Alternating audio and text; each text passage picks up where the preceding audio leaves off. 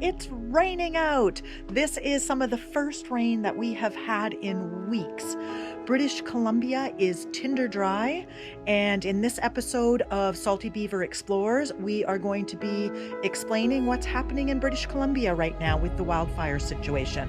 So stay tuned for this update.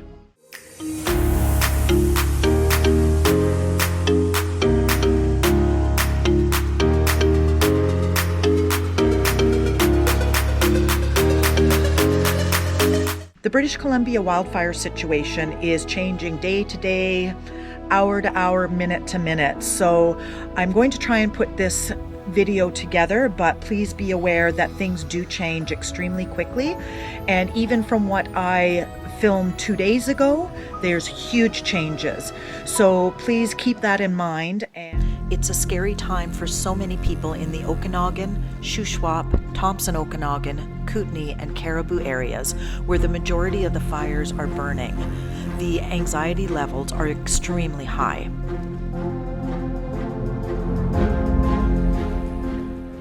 We personally use several apps and Facebook groups to keep us informed, which we'll list these in the description area so that you can use them too. The fires over the weekend of August 13th to 15th was very volatile in these regions, with the high temperatures and strong winds causing many evacuation orders and alerts. There have also been many highway closures due to the fires jumping the roads, and the province has issued travel warnings. We are asking tourists to avoid travel to certain parts of the interior region until further notice. This includes the communities of Armstrong, Spalumcheen, the Okanagan Indian Band, Enderby, and parts of the regional district North Okanagan. If you are planning to travel to this area, now is not the time to do so. Instead, consider visiting an area of the province where your presence won't strain local resources and will have a positive impact. I think this is the first time I've ever heard of the province ask tourists to leave, but given the situation, the highways do need to be clear for evacuees. According to Interior Health, care home residents and acute care patients in Armstrong, Lillooet, 100 Mile House, Merritt, and West Kelowna have been relocated to other communities. As of the morning of August the 14th, there are 87 evacuation orders and 359 evacuation alerts in British Columbia.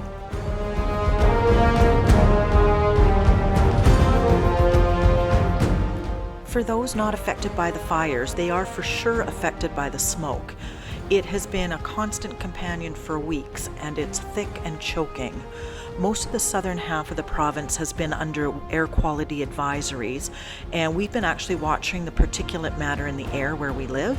Over the past weeks, we've been around 350 to 450 parts per million, but one day we reached over 500 parts per million. We use the Windy app to check on the air quality and also the wind directions. Oh my God, I feel like we're in a horror movie. Doesn't it feel like Night of the Living Dead? Just waiting for the zombies to come. We're on a deserted road in the smoke. So this is Armstrong, BC. It's hard to tell, but the sky's super orange. It's really kind of scary around here. I've never seen smoke like this. It almost looks like zombie apocalypse or something weird, but the winds are picking up big time here. Not a good sign. I've been putting small embers out on her yard. It's orange, not yellow.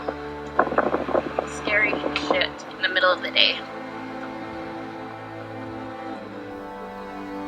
I just want to show you how much ash has been falling. So this is on the hood of my car. I hope you can see it. So that's all ash that's been falling out of the sky from the various forest fires and all the smoke that we've been having in our area. Northern BC is also experiencing wildfires, and Highway 97 was closed near Mount Lemoore when the fire jumped the highway.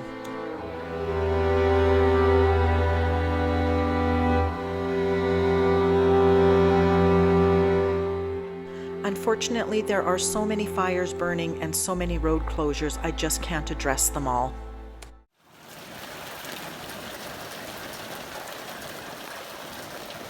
Woohoo! Rain, baby, rain!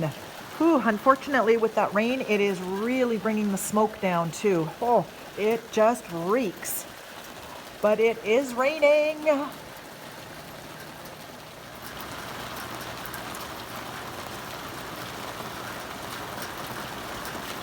Fires burning all around where we live, but we're not worried about them getting to us because they're about 50 kilometers away.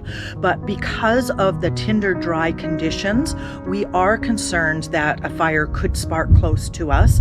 And unfortunately, it already did about 1.5 kilometers from our house.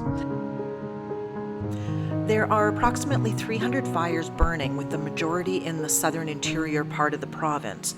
With the unprecedented heat and dry conditions this summer, you should understand how happy everyone is for rain. Unfortunately, with the rain also comes thunder and lightning, and that's why I stopped filming outside. In our neighborhood, we had 2 strikes, but luckily there were no fires sparked. Sadly, one was started across the lake and one on Copper Island, which is the iconic island on Shuswap Lake.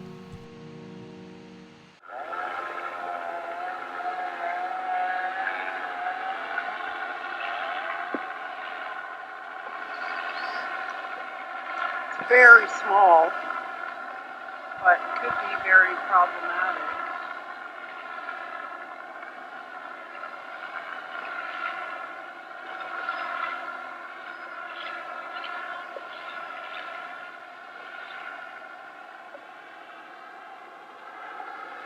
There are people up there with chainsaws. They must have dropped them on the island because there's no vehicles, like there's no boats or anything out here on any side.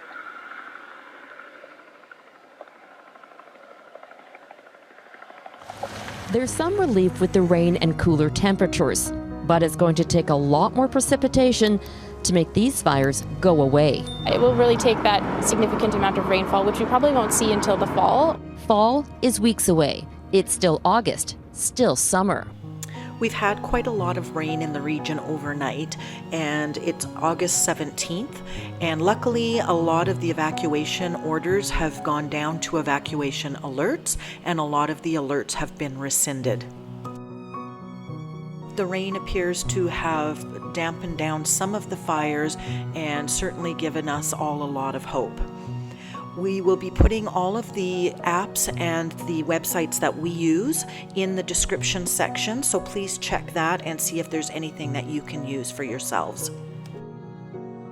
Please stay prepared and safe. If you like this video, give us a thumbs up, leave us a comment because we would love to hear from you and your thoughts, and please consider subscribing for more videos around British Columbia and about Canada.